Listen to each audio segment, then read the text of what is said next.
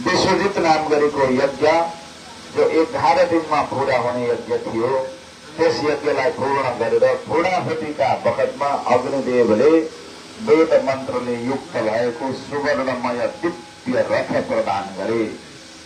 शुक्राचार्य गुरुले त्यो रथ राजा बलिलाई उपहार दिनुभयो। त्यस रथमा सवार भएर गुरु शुक्राचार्यको अनुमतिमा राजा बलि स्वर्गमा पुनः आक्रमण गर्न पुगे। देवताहरूले देखे कि राजा बलिको आज पुनरागमन कसरी भयो। बृहस्पति गुरुलाई गएर सम्झाए, सोधे। बृहस्पति गुरुले भन्नुभयो, हो जानामि मगमन छत्रोरुन्नतिरस्य कारणम् शिष्यायोपवृतं तेजो भृगवीर ब्रह्मवादिवे। राजा बलि फेरि कसरी शक्तिशाली भएर आयो भन्ने कुरा बृहस्पति गुरुलाई राम्रोसँग थाहा छ। भृगुवंशी ऋषिहरूले, शुक्राचार्य आदि गुरुहरूले पढेका वेद मन्त्रको शक्तिलाई लिएर आएका हुनाले स्वर्गको राज्य राजा बलिले सहजै प्राप्त गरे। देवताहरू भागेर लुकेर बस्न बाध्य भए। यसरी त्रिलोकीमा फेरि राजा बलिले रजाई गर्न लाग्नुभयो र समय व्यतीत हुँदै गयो। समय बित्दै जाँदाखेरि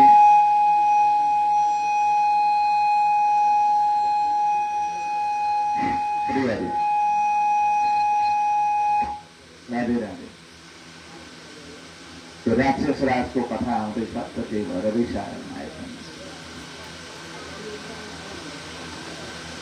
राजा बलिले त्रिलोकीको रजाई गरिराख्नु भएको थियो। त्यस वखतमा देवताहरूकी आमाको नाम हो अदिति। याद राख्नुहोला, यी देवमाता अदिति नाम गरेकी जुन देवमाता हुनुहुन्छ, उहाँलाई मनमा अत्यन्तै पीड पर्यो। आफ्ना छोराहरूको पद गयो, राज्य गयो, धन सम्पत्ति सबै नष्ट भयो।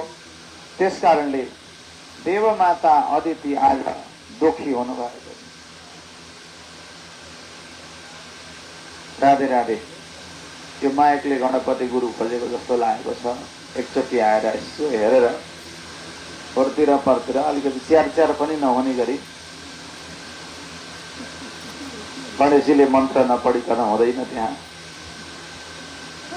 श्री गणपति भगवानको जय हो। खै जय। अघि एकजना बुबा आउनुभएको थियो, म आएकै छु, कसैले नभने पनि हुन्छ भन्दै हुनुहुन्थ्यो। जय प्रसाद बुबा। श्री हरि भगवानको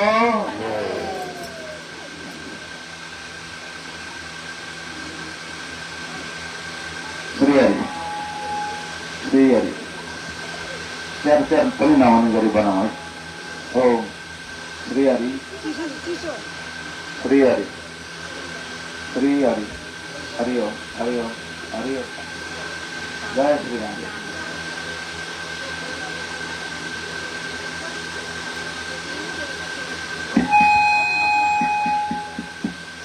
ओम श्री हरि। श्री कृष्णचंद्र भगवान को जय हो। राधे राधे। श्री हरि।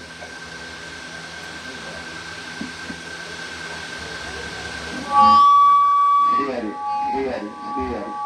ओम ओम हरि ओम हरि ओम। पढ्दा पनि धेर पढ्छ, घट्दा पनि धेर गर्छ। श्री हरि। ओम हरि ओम हरि ओम हरि ओम।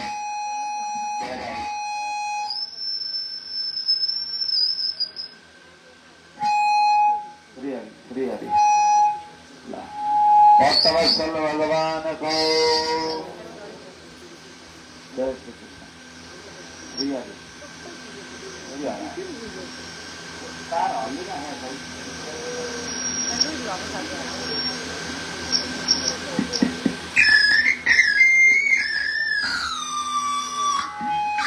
लाइनले डिस्टर्ब गर्यो। सुरु भएपछि म फेरि आउनेछु। धन्यवाद।